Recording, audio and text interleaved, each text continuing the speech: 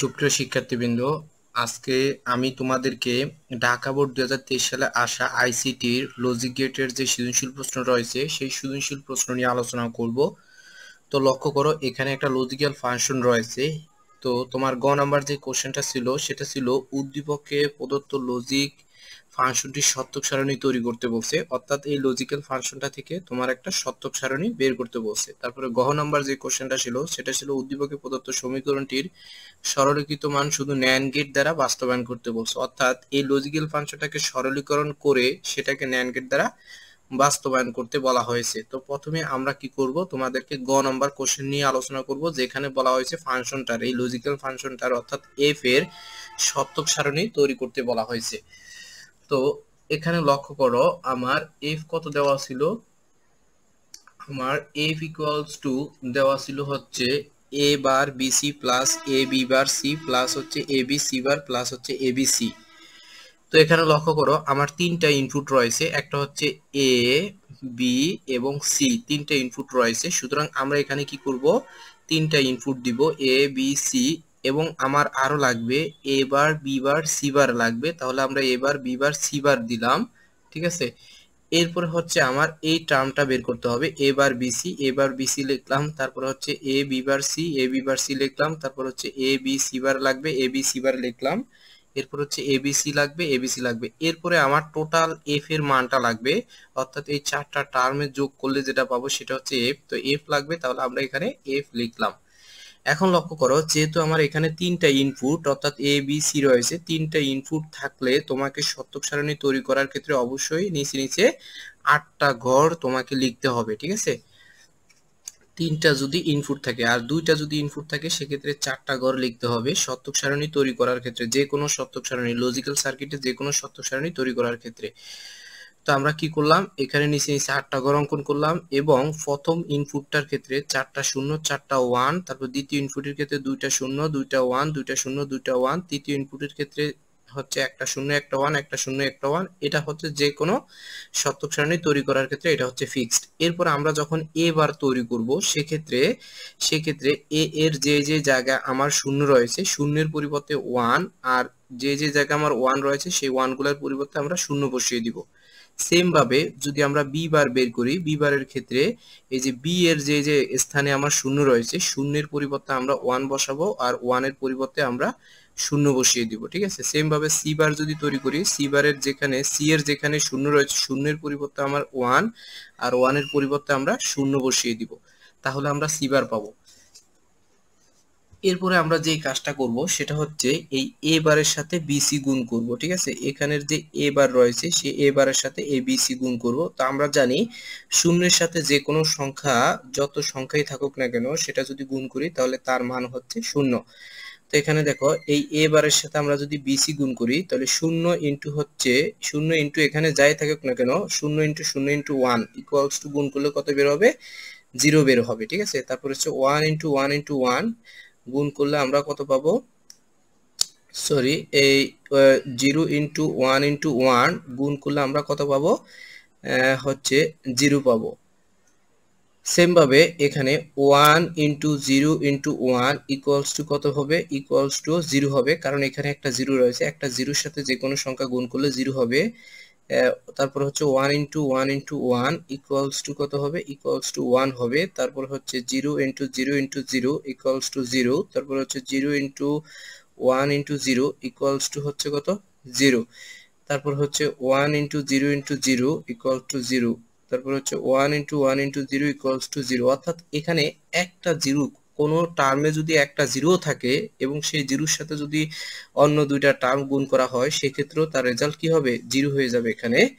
Same ভাবে তোমাকে কি করতে হবে, এখানে এ বি বার সি, এই যে এ, তারপর হচ্ছে বি বার আর হচ্ছে সি, অর্থাৎ এ সি আর বি বার এখানে গুণ করে জাস্ট বসাইতে হবে। যেমন এ হচ্ছে শূন্য আর সি তে শূন্য আর হচ্ছে সি বারে হচ্ছে ওয়ান, তাহলে 0 ইন্টু 0 ইন্টু 1 ইকুয়ালস টু কি হয়ে যাবে, 0 হয়ে যাবে। ঠিক আছে, তো সেম ভাবে তোমাকে এটা বের করতে হবে। তারপরে এ বির সাথে হচ্ছে এখানে এই সি বার গুণ করে এটা বের করতে হবে, তারপরে এবিসি এটা বের করতে হবে। এরপর হচ্ছে এফ। দেখো এফ মানে হচ্ছে এই চারটা টার্মের যোগফল। দেখো এই একটা টার্ম, এটা এটা এটা, এই চারটা টার্মের যোগফল হচ্ছে আমার এফ এর মান। অর্থাৎ এই চারটা টার্ম যোগ করলে যেটা পাবা সেটা হচ্ছে এফ।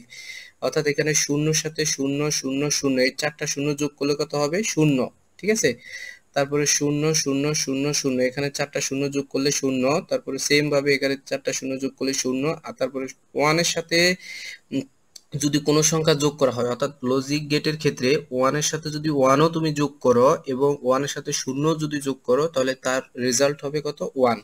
তো এখানে একটা ওয়ান আর বাকি তিনটা হচ্ছে শূন্য, যোগ করলে আলটিমেটলি কত হবে? ওয়ান হবে।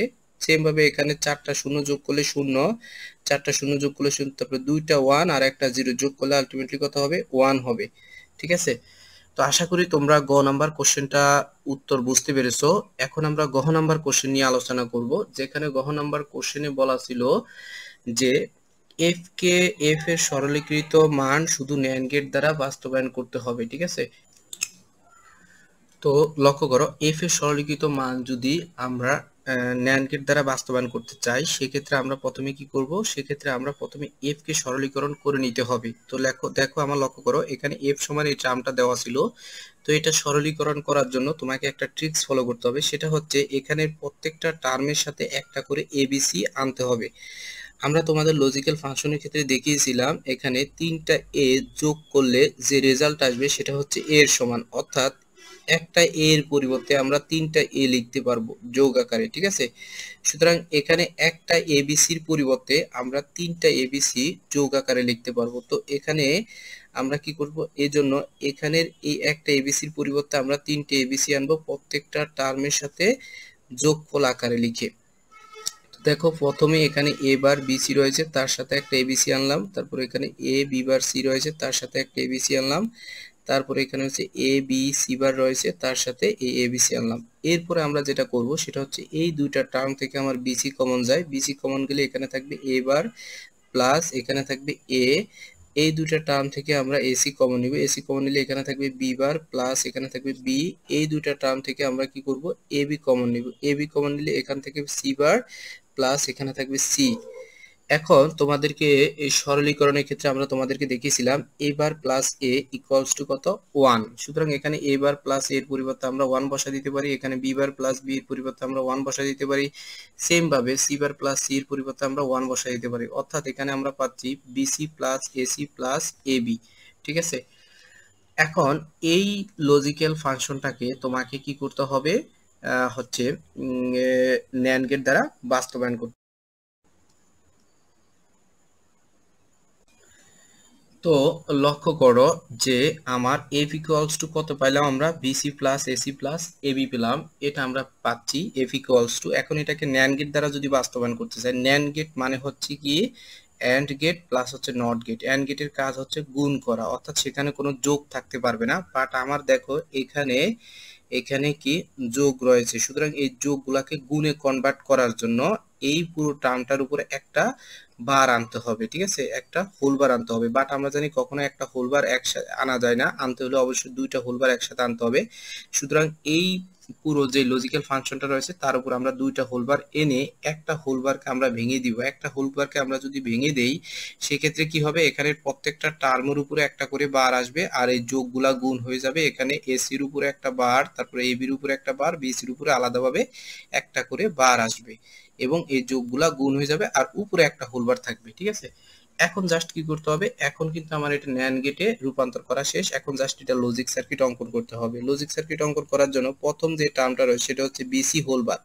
তাহলে আমরা কি করব? বি থেকে এভাবে একটা দাগ টানবো, তারপরে সি থেকে একটা দাগ টেনে সেটাকে আমরা এই ন্যান্ড গেট দ্বারা যোগ করে দিব, ন্যান্ড গেট দ্বারা যুক্ত করে দিব। সেক্ষেত্রে আমার এখানে আউটপুটটা যেটা পাবো বিসি হোল বার পাবো, কারণ এই অ্যান্ড গেটের কাজ হচ্ছে গুণ করা, অর্থাৎ এই বি আর সি গুণ করব আর এখানে নট থাকার জন্য একটা হোল বার আসবে।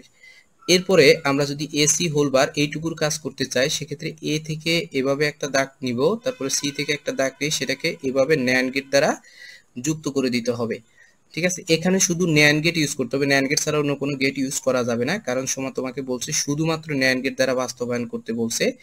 এরপরে হচ্ছে এ বি হোলবার রয়েছে, তো আমরা এ থেকে একটা দাগ নিব, তারপরে বি থেকে একটা দাগ নিয়ে সেটাকে ন্যান্ড গেট দ্বারা যুক্ত করে দিব। এরপরে দেখো এই তিনটা টার্মের কাজ কিন্তু আমার করা শেষ।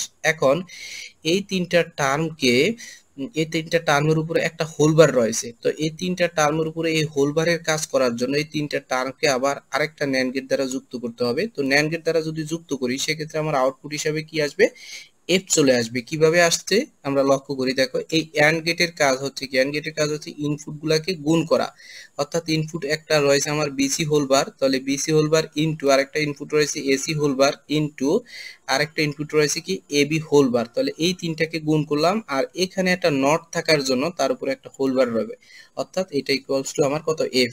তো এইভাবে আমরা হচ্ছে এফ কে শুধুমাত্র ন্যান্ড গেট দ্বারা বাস্তবায়ন করতে পারি। তো আশা করি তোমরা লেকচারটি বুঝতে পেরেছো। যদি লেকচারটি বুঝে থাকে অবশ্যই চ্যানেলটি সাবস্ক্রাইব করবে এবং অবশ্যই তোমরা একটা লাইক কমেন্ট করবে। তোমরা যদি লাইক কমেন্ট করে না করো তাহলে আমি আসলে বুঝতে পারি না যে আসলে তোমরা আমার লেকচারটি কতটা পছন্দ করেছো। তো ধন্যবাদ সবাইকে।